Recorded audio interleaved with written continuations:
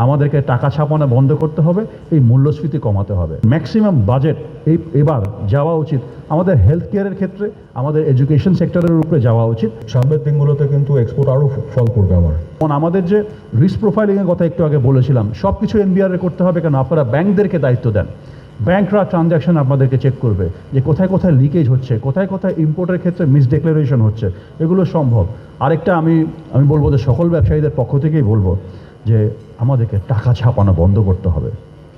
আমাদের এই টাকা ছাপিয়ে বর্তমানে মূল্যস্ফীতি, যেটা একটা বিশেষ সমস্যা বর্তমান সরকারের, যে বর্তমান সরকার অনেক লায়াবিলিটিস ইনহেরিট করেছে, যেটা বর্তমান সরকারের দোষ না, বা সরকার যখন শপথ নিয়েছে সে কিন্তু লায়াবিলিটিটাকে তার ঘাড়ের উপরে নিয়েছে।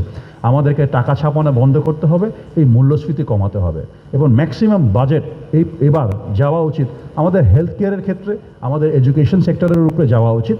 এবং সোশ্যাল সেফটি নেটে বর্তমানে আছে, কিন্তু টাকা ছাপিয়ে যদি সোশ্যাল সেফটি নেট বাড়াতে যাই, ওই সেফটি কিন্তু আমরা পাবো না।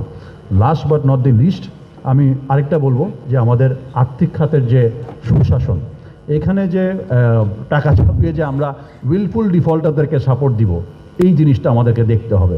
বিকজ আমরা যখন যারা যেখানে 9% ঋণ নিয়েছি, তারা আজকে দুর্নীতির কারণে 15%, 16% ঋণ ফেরত দিতে হচ্ছে। সেই দায়ভারটা আমরা যারা দুর্নীতি করেছে তাদের পক্ষে আমরা কেন নেব? এবং তাদের জন্য যদি টাকা ছাপিয়ে তাদেরকে আমরা বেল করি, তাহলে কিন্তু দেশের অবস্থা আরও ভয়াবহ হয়ে যাবে, মানে আপনাদের রাষ্ট্র পরিচালনা আরও ভয়াবহ হয়ে যাবে। এখানে বাজেটের থেকে বরঞ্চ স্ট্র্যাটেজিক প্ল্যানিংটা ইজ মোর ইম্পর্টেন্ট। আমরা তো ইনভয়েস করি, there is a no scope of under invoice, there is a no scope of over invoice. শুধু প্লাস্টিক না, অনেক অনেক ইন্ডাস্ট্রিয়াল র মেটেরিয়াল বেলায় এটা প্রযোজ্য। কিন্তু যখন চিটাগাং পোর্টে আসে, অ্যাসেসমেন্ট করার সময় $150-200 লোড দিয়ে দেয়। আমি 950 ইম্পোর্ট করলাম, উনি $1150 অ্যাসেসমেন্ট করছেন। আমি $800 ইম্পোর্ট করেছি, উনি $1050 অ্যাসেসমেন্ট করছেন।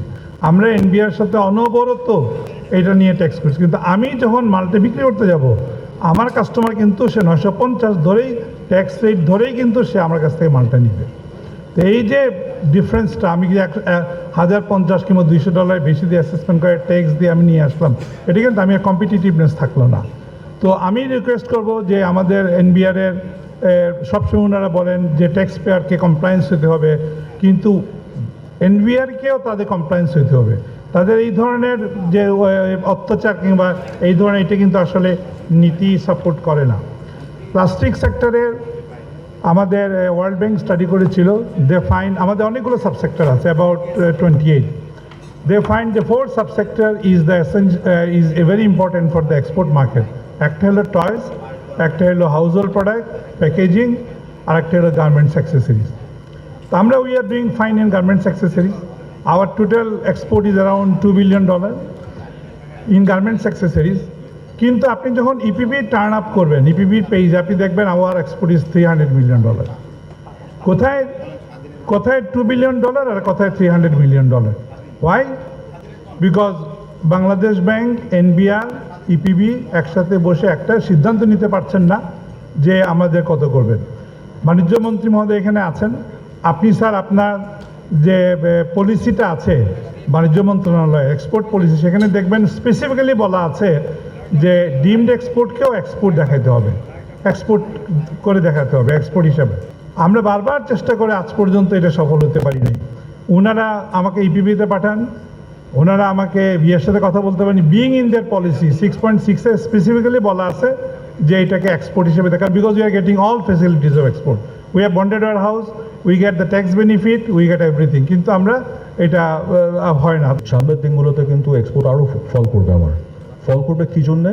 যেমন ইউরোপ মার্কেট, যেখানে ভ্যালুয়েশন করে থাকি আমরা, ওখানে আপনার একটা নতুন আইন ইমপ্লিমেন্ট অলরেডি হয়েছে, বাট ফুল এফেক্ট আসবে অগস্ট মাসে, এক্সটেন্ডেড প্রডিউসার রেসপন্সিবিলিটি, ইপিআর। তো যখন ইপিআর হবে, তখন কিন্তু numbers of quantities being exported will come down. And এটা কিন্তু খালি বাংলাদেশের জন্যই না, any market who exports to the EU, everyone will be affected, and all the other sectors will be affected, including leather, plastics, garments. And এখানে যেটা হবে, তখন কিন্তু আরও একটা ভলাটাইল সিচুয়েশন আমরা পড়বো, যে প্রাইস কাটিং। আমাদের বাংলাদেশের আনফর্চুনেটলি আমাদেরই দোষ যে এত বছর আমরা ব্যবসা করে we haven bin able to develop partnerships. আমরা ওই পাকিস্তানে প্রাইস ধরেন যদি $2 হয়, আমি তখন 180 দিয়ে ওই প্রাইস বেনিফিট দিয়ে অর্ডারগুলো এখানে নিয়ে আসি। আমরা এইভাবে ব্যবসা করছি, and the result of this is এই প্রাইস পরের মধ্যে পড়া, ডাউনওয়ার্ড গ্রোথ। অ্যান্ড এখন the problems that we see, মানে যেটা আমরা এক্সপেক্ট করবো যে সামনে সরকার যাতে এগুলো একটু অ্যাড্রেস করে, এক নম্বর হলো যে আমরা এলডিসি গ্র্যাজুয়েশন, সরকারটা খুব ভালো সিদ্ধান্ত নিয়েছে যে দে উইল আস্ক ফর ডেফারমেন্ট। এখন এটা হলেও যদিও হয়, সামনে যে চ্যালেঞ্জগুলো থাকবে, যেমন we need a low cost long term financing mechanism, যেখানে আমার এলডিসি গ্র্যাজুয়েশনের পরে ডাবল স্টেজ ট্রান্সফরমেশনে যেতে লাগবে, তখন কিন্তু ব্যাকওয়ার্ড লিঙ্কেজে I have to make the investment.